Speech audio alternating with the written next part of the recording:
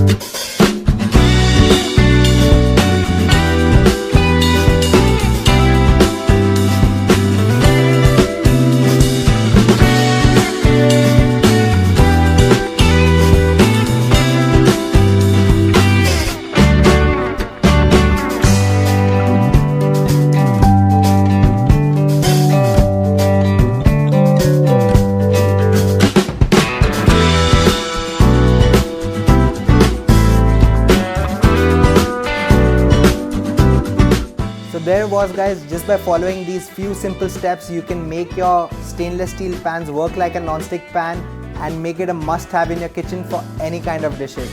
That is why I prefer to have a stainless steel pan always present in my kitchen.